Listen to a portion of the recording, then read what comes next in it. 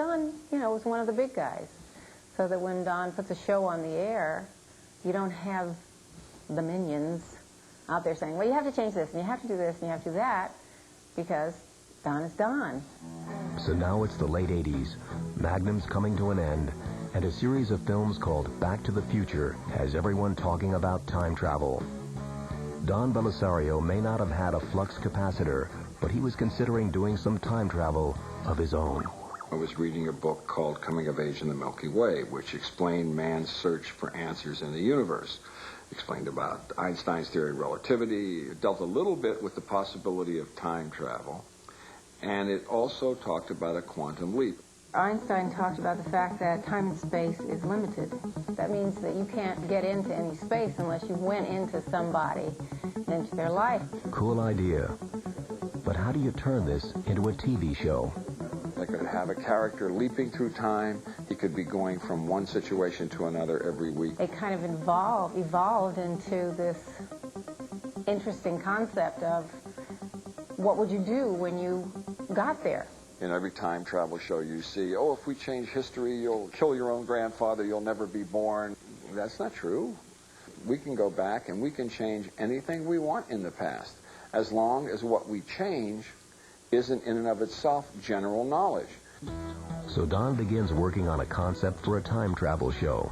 Maybe not the best choice, since past time travel shows like Time Tunnel and Voyagers were canceled after only one season.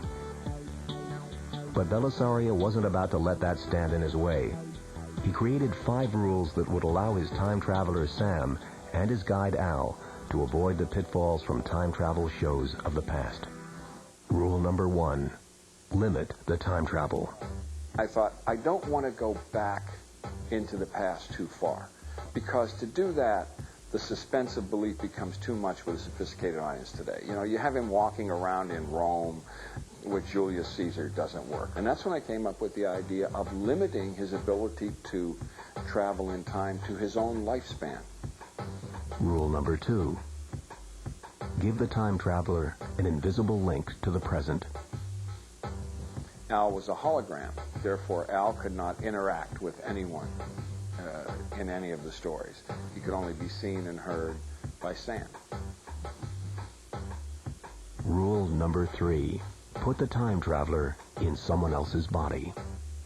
While we saw him as Sam Beckett, everyone else saw him as the person he leaped into.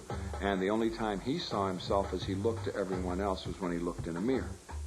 Rule number 4, give the time traveler a purpose. He could only leap again when he had put right what once went wrong. And so he was always seeking what that was. And rule number 5, Sam cannot leap into anyone famous.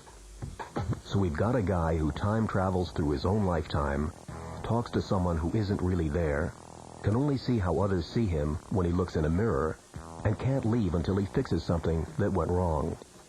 Try explaining that to the big boys at NBC, Chairman Brandon Tartikoff and President Warren Littlefield.